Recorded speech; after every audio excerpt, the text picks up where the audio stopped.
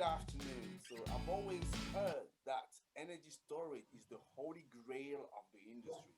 And we know that renewable energy is growing across the world, is growing into the continent, and definitely we know that breakthrough in energy storage can change everything. And that's fantastic because today I have with me a gentleman who's going to tell us more about that. He's a gentleman working for Sola Group, but I don't want to tell you who they are. You may know who they are, but I would rather leave him the pleasure, the honor to do it because he can do that better than I can ever do it. And then we're going to have a fantastic time going through those few questions that we have. So, Mr. Daniel Golstuck, so a pleasure to be talking to you this morning. So, how are you, your side? Hi, Tony. It's likewise. It's great to be talking to you and your listeners. Thank you for the time and chatting to me. My name is Daniel. I run the energy storage division of a company called the Sola Group. It is a vertically integrated solar and renewables company.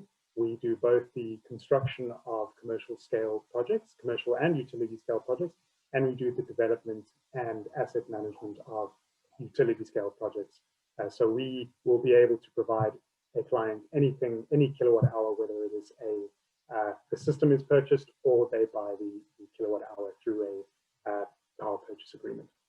Okay, that's great. So, before jumping to I was going to say the second question because you already answered my first question, but that's great. That means that you're always ahead of the game. How did it come about? How did you get to create this company? Maybe not you, but how did the company get created? Because when I hear Solar Group, it's almost like you've you've taken solar, remove the R, and then add the group. That's a great name. So I'm sure that's helping just to distinguish yourself amongst customers. But yeah, if you tell me a bit more about the history of the company. Certainly. The company started about 12 years ago as a consultancy looking at energy efficiency projects for various industries, how they can optimize their use of electricity and what they can do as alternative sources of energy. That was 2008. And at that time, South Africa was contemplating a feed-in tariff program to essentially support or subsidize the purchase of renewable energy from large-scale projects. That program transformed into a reverse auction process, and in parallel to the changes in the program, the founders started acquiring the rights to certain sites that are high resource and close to grid connection nodes or substations. So it started a team of a very few people, two brothers and a few friends, and they started developing as a junior developer sites that they then sold on to larger players who would be able to bid those projects into the South African Renewable Energy Procurement Program. And over time, we grew, we acquired more sites, developed more sites, sold them on, and eventually took ownership of some of those sites, the smaller ones where we would stay the majority owner and be able to structure the project ourselves. And this was highly linked to government programs, policies, government action, and in some cases inaction as well. So there were some delays in the program, but then also it becomes a very binary business model. You either win or you lose. There's no a percentage of revenue or you make 10% less than last year. So the business model was quite fragile, and we decided to spin out a commercial scale company that was focused on building solar assets for the private sector, and that grew over time. And I joined about 2013 as a developer, but I've since moved across into the commercial scale side, trying to develop assets for individual clients, both storage and solar.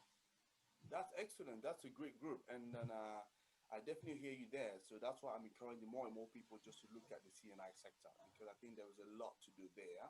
Government projects are great, but we all know that they can be also painful to do. So, Daniel, so I know that you are the head of energy storage. Then I have a question of storage for you. So, why do you believe that storage is so important for Africa? Why is that? Hmm. There's many reasons, and I think that probably the closest comparison is that Africa can leapfrog fixed transmission infrastructure the very same way that cell phones enabled the continent to leapfrog fixed line infrastructure. I think South Africa has the highest per capita use. I mean, sorry, Africa has the highest per capita of use of cellular telephones. Um, because it is simply easier to use cellular phones compared to fixed lines. And likewise, storage can provide that same niche. Instead of building long transmission lines to electrify various parts of the different countries, rather you can build smaller either distribution networks for a district or a community, a village, or a number of nearby villages that are all served by local generation sources, both solar, batteries, and some perhaps either form of biomass, biogas, and where it is appropriate, wind farms as well. So storage helps address many of the problems of the continent, both the lack of electricity, the lack of infrastructure, and then weak or constrained infrastructure. Okay, that's great.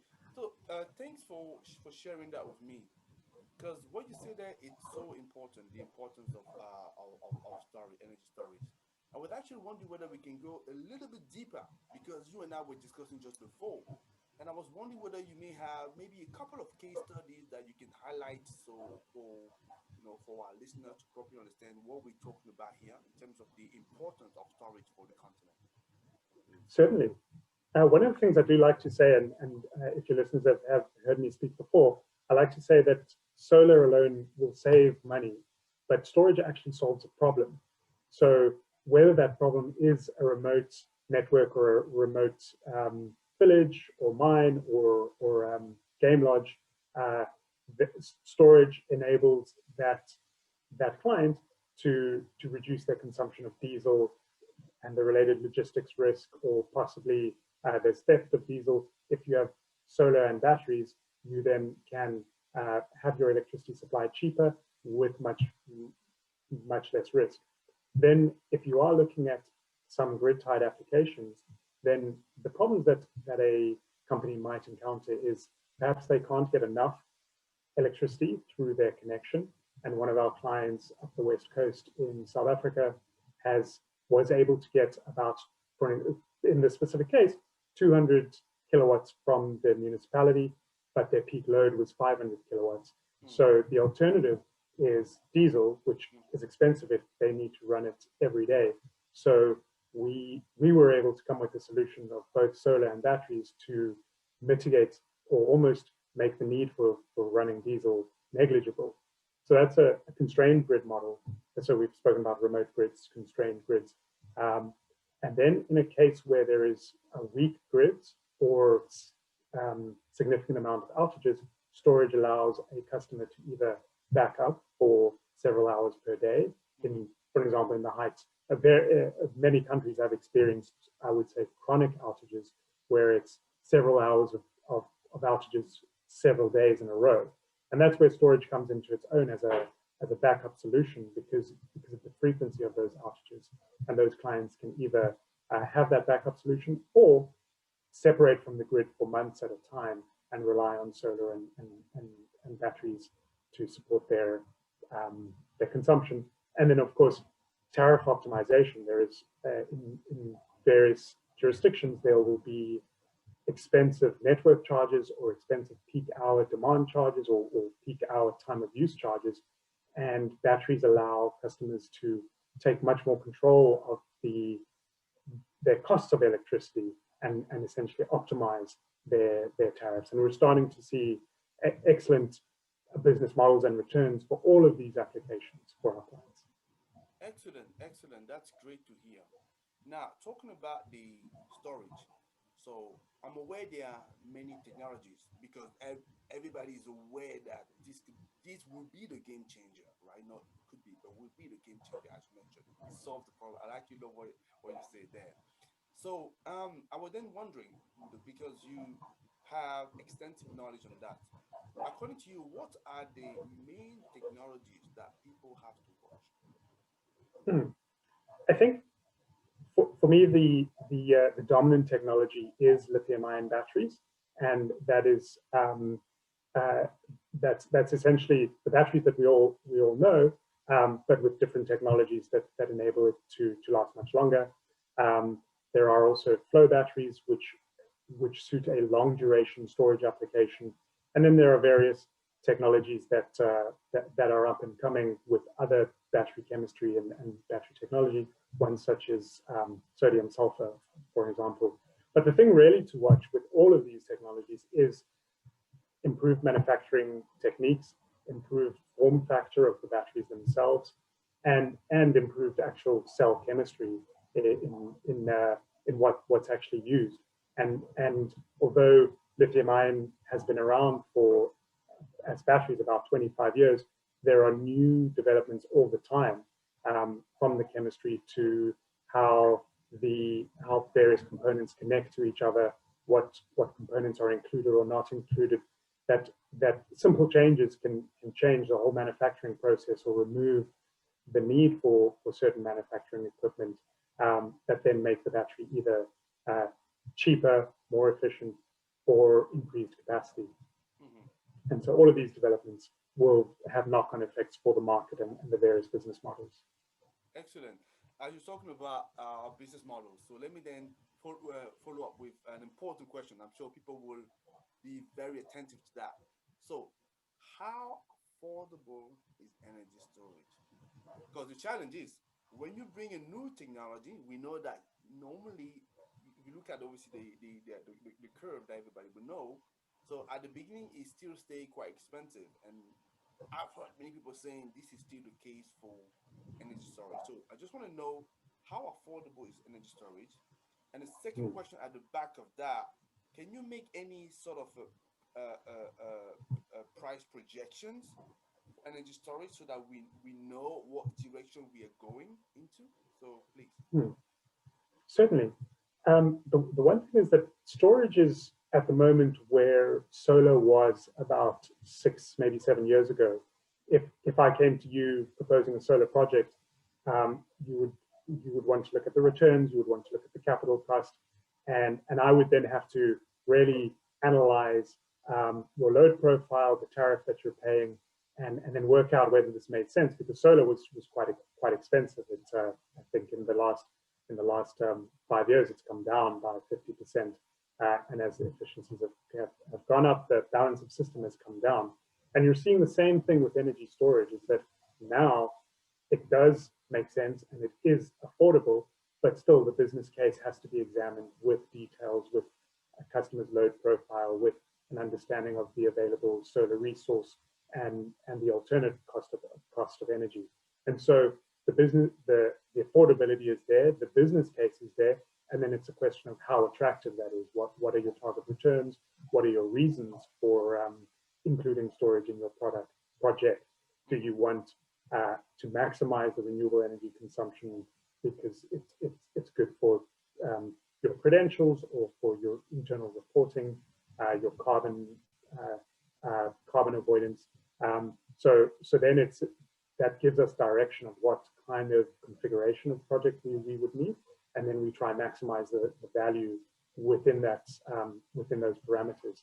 So, and that is only going to improve. To the second part of your question, energy storage, the cost of batteries comes out to around $400 per kilowatt hour for a medium scale commercial project.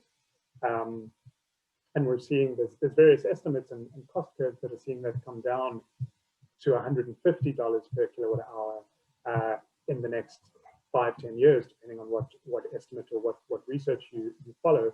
And that's for the battery rack. Then there are balance of system components that are necessary, but as the battery configuration and form factor changes, similarly you need less balance of system to add on top of that cost, and that's generally quite stable. And so as we go on, the affordability of energy storage to provide that solution that a customer might be looking for is just increasing, making the business case that much more attractive.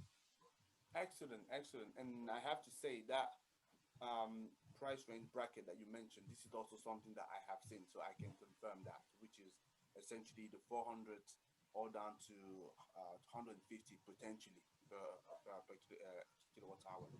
My hope is obviously we can go far below, but let's see. It all depends on how the industry is progressing. So I've heard you speaking before, and then I've read some interview of you before. And one thing you've been very vocal about is the impact of the regulation on the sector, especially energy storage. So I wanted to then, now that I have the honor to have you, face to face, almost, right? So I just wanted to know, what kind of policy do you think should be put in place in the continent, not just in South Africa? Because South Africa, I know, have launched a tender, which is great, and there's a lot of attention on that. Absolutely great. I'm sure that's a start. But from the continent point of view, so what kind of policy would you advise, officials to look at to really make sure that we can have this technology take off in the continent? So the most important thing is clarity of I want to install a battery storage project. What permissions do I need? Who do I need to speak to?